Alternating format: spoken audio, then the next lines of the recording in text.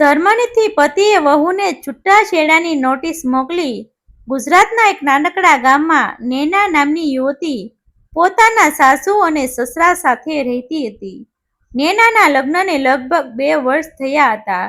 લગ્ન પછી થોડા મહિના સુધી તેનો પતિ મિતેશ પણ તેની સાથે જ રહ્યો હતો. પરંતુ મિતેશને જર્મનીમાં નોકરી હોવાથી તે ફરી જર્મની જતો રહ્યો હતો. જતા પહેલા તેણે નેનાને એક વચન આપ્યું હતું. તેણે કહ્યું હતું કે મારે થોડા મહિના અહીં કામ કરીને બધું સેટ કરવું છે. ઘર અને કાગળોની વ્યવસ્થા થઈ જાય પછી હું તને જર્મની બોલાવી લઈશ. પછી આપણે બંને સાથે રહીશું. નેનાએ પતિની આ વાત પર પૂરો વિશ્વાસ કર્યો હતો. તેના માટે જર્મની માત્ર એક દેશ નહોતો, તે તેના પતિ સાથેના નવા જીવનનું સપનું હતું. મિતેશ જર્મની પહોંચ્યા પછી શરૂઆતમાં રોજ નેનાને ફોન કરતો હતો, ક્યારેક વિડીયો કોલ પણ કરતો. તે જર્મનીની ગલી બતાવતો, પોતાના ઓફિસ બતાવતો. નેના ખુશ થઈને કહેતી, હું અહીં આવીશ ત્યારે મને પણ આ બધું બતાવજો. મિતેશ હસીને કહેતો, તું આવીશ પછી જ મારી જર્મનીની જિંદગી પૂરી થશે. નેના આ વાત સાંભળીને આખો દિવસ ખુશ રહેતી. મિતેશ જર્મની ગયા પછી નેના સાસુ કાંતાબેન અને સસરા હસમુખભાઈ સાથે રહેવા લાગી. બંને નેનાને ખૂબ પ્રેમ કરતા હતા. કાંતાબેન તેને વહુ કરતા દીકરી વધારે માનતા હતા. નેના પણ સાસુ સસરાની દરેક જરૂરિયાતોનું ધ્યાન રાખતી હતી. સવારે વહેલા ઉઠીને ઘરનું કામ કરતી, સસરા માટે ચા બનાવતી, કાંતાબેનને દવાઓ સમયસર આપતી. મિતેશના પરિવાર માટે નેના હવે ઘરની મહત્વની વ્યક્તિ બની ગઈ હતી. ગામમાં કોઈ પૂછે કે નેનાને જર્મની ક્યારે લઈ જવાના છે તો કાંતાબેન ગર્વથી કહેતા, થોડા મહિનાઓ મારો દીકરો વહુને બોલાવી લેશે. નેના પણ પોતાના મનમાં જર્મનીના સપના જોતી હતી. તેણે થોડા કપડાં અલગ રાખ્યા હતા. જર્મનીમાં ઠંડી વધારે હોય છે એવું સાંભળીને તેણે ગરમ કપડાં પણ ખરીદવાની યાદી બનાવી હતી. તે મોબાઈલમાં જર્મની વિશે વિડીયો જોતી, ક્યારેક જર્મન ભાષામાં સામાન્ય શબ્દો પણ શીખતી. તેના માતા પિતાને પણ તે કહેતી, હવે થોડા સમયમાં હું જર્મની જઈશ. મિતેશ બધું તૈયાર કરી રહ્યો છે. પરંતુ થોડા મહિનાઓ પછી મિતેશના વર્તનમાં ધીમે ધીમે ફેરફાર આવવા લાગ્યો. પહેલા તે દરરોજ ફોન કરતો હતો, હવે 2 કે 3 દિવસમાં એકવાર ફોન કરતો. પહેલા નેના સાથે લાંબી વાત કરતો હતો, હવે થોડા મિનિટમાં ફોન મૂકી દેતો. નેના પૂછતી, શું થયું? તમે બહુ વ્યસ્ત લાગો છો. મિતેશ કહેતો, કામ વધારે છે, અહીં બધું સરળ નથી. મને થોડો સમય આપ. નેના તરત માની જતી. તેને લાગતું કે પતિ પર કામનું દબાણ હશે. એક દિવસ નેનાએ વિડીયો કોલ કર્યો. મિતેશે ફોન જોયો અને તરત કાપી નાખ્યો. થોડી વાર પછી મેસેજ આવ્યો, હવે વાત ન કરી શકું. નેનાને પહેલીવાર કંઈક અજીબ લાગ્યું. તેણે પૂછ્યું, બધું બરાબર છે ને? મિતેશે માત્ર એટલું જ લખ્યું, હા. ત્યાર પછી વાત બંધ થઈ ગઈ. જર્મનીમાં મિતેશ જે કંપનીમાં કામ કરતો હતો ત્યાં એલિના નામની એક યુવતી પણ કામ કરતી હતી. શરૂઆતમાં બંને વચ્ચે માત્ર કામની વાતચીત હતી. ધીમે ધીમે તેમની ઓળખાણ વધી. કામ પછી મેસેજ થવા લાગ્યા. ક્યારેક બંને સાથે કોફી પીવા જતા. મિતેશને શરૂઆતમાં એલિનાને પોતાના લગ્ન વિશે સાચી માહિતી આપી નહોતી. એલિનાને લાગતું હતું કે મિતેશ એકલો છે. થોડા સમય પછી તેને ખબર પડી કે મિતેશ પરિણીત છે.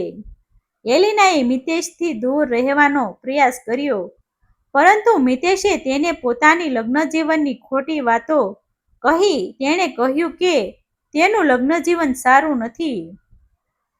તેણે એવો પણ દાવો કર્યો કે તેના અને પત્ની વચ્ચે પહેલેથી જ સંબંધો બગડી ગયા છે.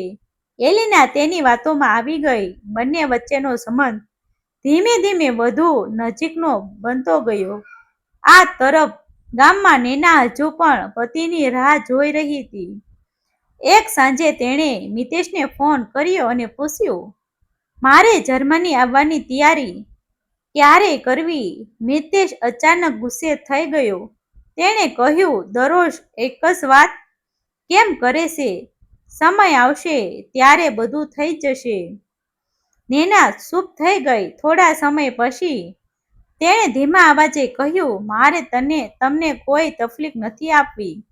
બસ મને તમારી સાથે રહેવું છે. મિતેશે કોઈ જવાબ આપ્યો નહીં. નેનાની આંખોમાં આંસુ આવી ગયા, પરંતુ તેણે આ વાત સાસુ સસરાને જણાવી નહીં. તેને ડર હતો કે ઘરમાં વાત વધશે અને મિતેશ વધુ દૂર થઈ જશે.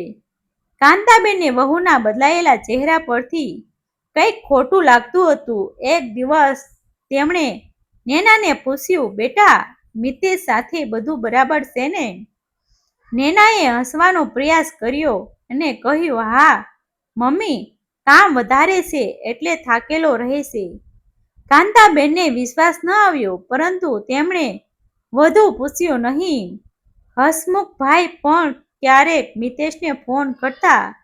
તેઓ પૂછતા, વહુને ક્યારે બોલાવવાની છે? મિતેશ દરેક વખતે એક જ જવાબ આપતો, બધું તૈયાર થઈ રહ્યું છે, થોડો સમય આપો. પરિવાર ફરી વિશ્વાસ કરી લેતો. નેનાનો જન્મદિવસ આવ્યો. તેણે આશા હતી કે મિતેશ તેને ખાસ રીતે શુભેચ્છા આપશે. રાત્રે મિતેશનો ફોન આવ્યો. નેના ખૂબ ખુશ થઈ. તેણે કહ્યું, મને લાગ્યું હતું કે તમે કદાચ ભૂલી ગયા હશો. મિતેશે માત્ર એટલું જ કહ્યું, હેપી બર્થડે. નેનાએ હસીને પૂછ્યું, મારા માટે જર્મનીથી શું લાવશો? મિતેશ થોડા સમય ચૂપ રહ્યો, પછી બોલ્યો, પછી જોઈશું. નેનાએ ફરી પૂછ્યું, તમે મને જર્મની ક્યારે બોલાવશો? આ વખતે મિતેશે કોઈ જવાબ આપ્યો નહીં. થોડા સેકન્ડ પછી ફોન કાપી નાખ્યો. નેના લાંબા સમય સુધી મોબાઈલને જોતી રહી. તે રાત્રે તેને ઊંઘ આવી નહીં. થોડા દિવસ પછી એક સવારે નેના ઘરનું કામ કરી રહી હતી. ત્યારે દરવાજા પર પોસ્ટમેન આવ્યો. તેણે જર્મનીથી આવેલું એક કવર નેનાને આપ્યું. કવર જોઈને નેનાના ચહેરા પર સ્મિત આવ્યું. તેને લાગ્યું કે કદાચ મિતેશે જર્મનીથી કોઈ ભેટ મોકલી હશે. તેણે ઉતાવળમાં કવર ખોલ્યું, પરંતુ અંદર જે કાગળ હતો તે જોઈને તેના હાથ ધ્રુજવા લાગ્યા.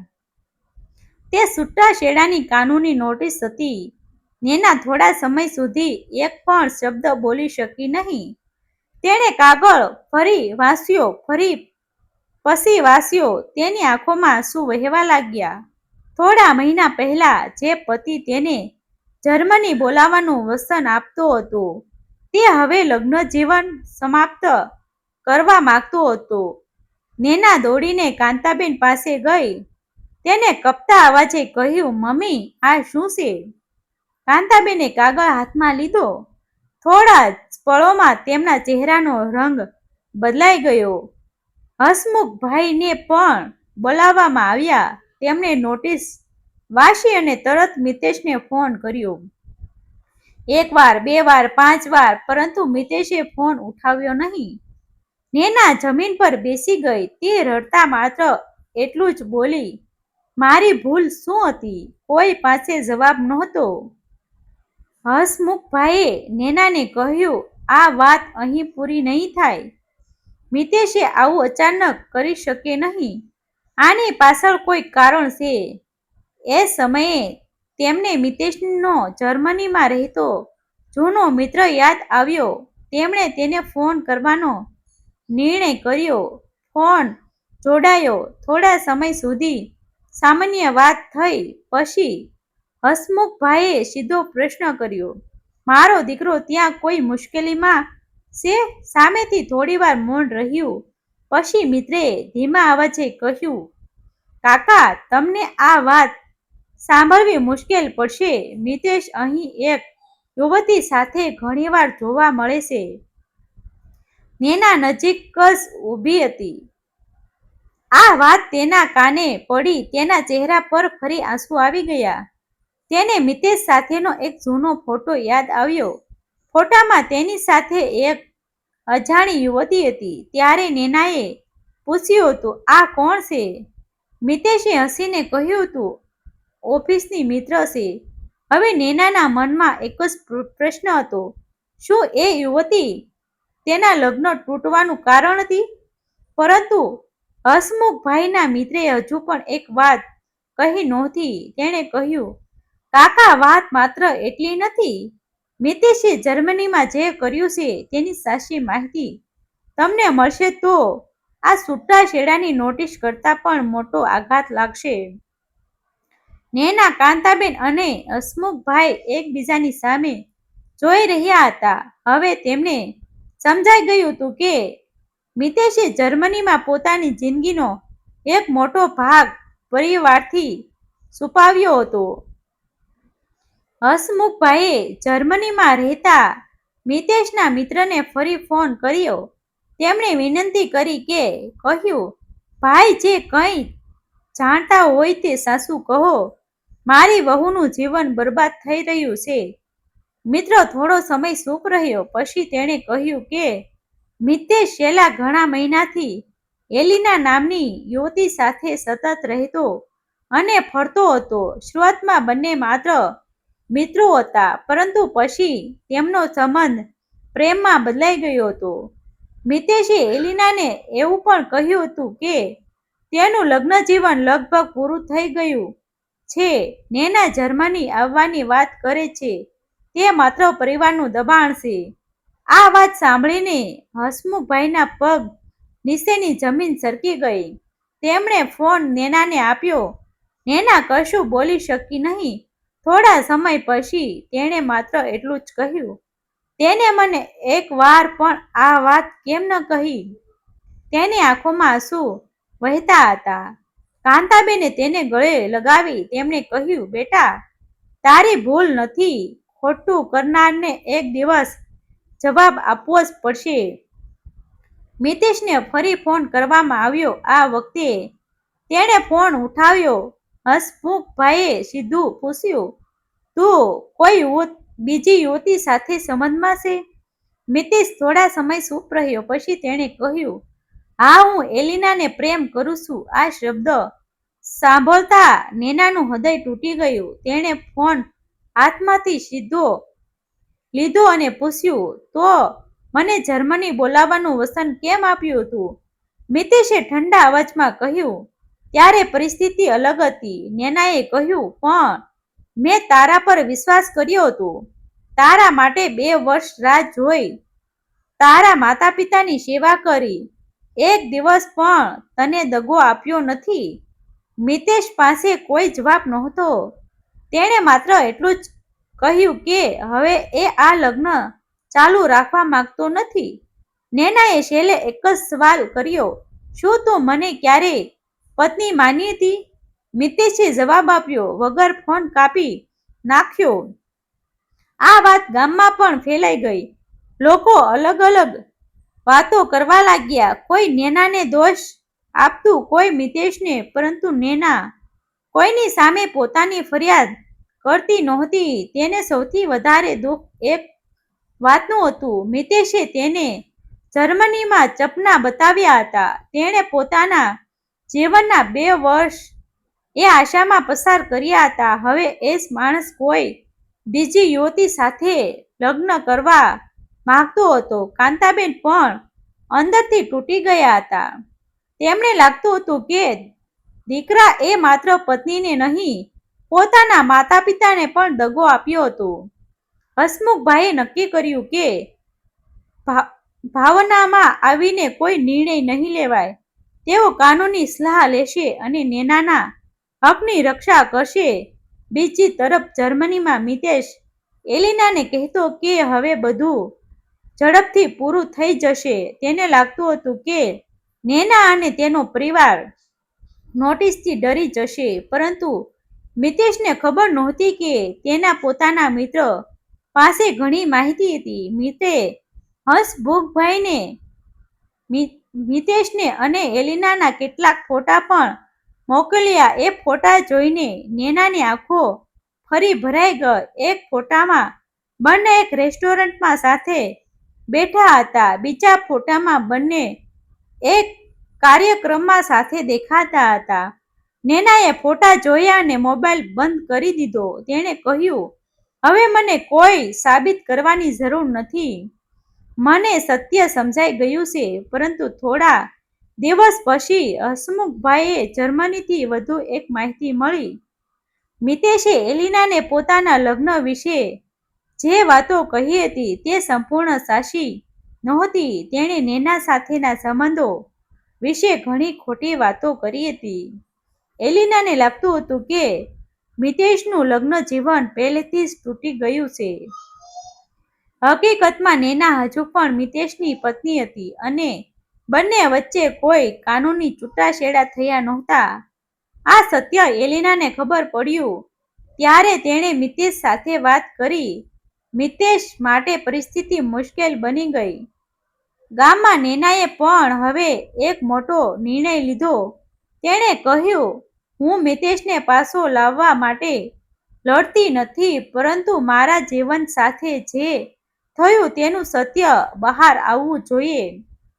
હસમુખભાઈએ તેને સમજાવ્યું કે આગળનો રસ્તો કાયદાકીય રીતે નક્કી કરવો પડશે. નેનાએ પણ હિંમત રાખી. થોડા દિવસ પહેલા જે યુવતી પોતાના પતિની રાહ જોઈ રહી હતી તે હવે પોતાની જિંદગી માટે નિર્ણય લેવા તૈયાર થઈ રહી હતી. પરંતુ વાર્તાનો સૌથી મોટો વળાંક હજુ બાકી હતો.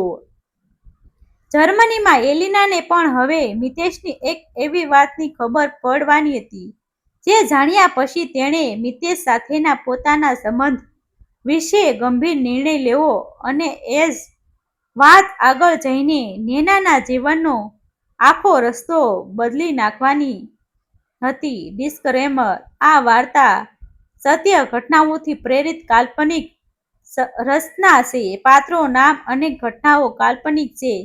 કોઈ વ્યક્તિ કે પરિવારને દુભાવવાનો હેતુ નથી. આભાર મિત્રો. સબસ્ક્રાઇબ કરી દેજો, શેર કરી દેજો.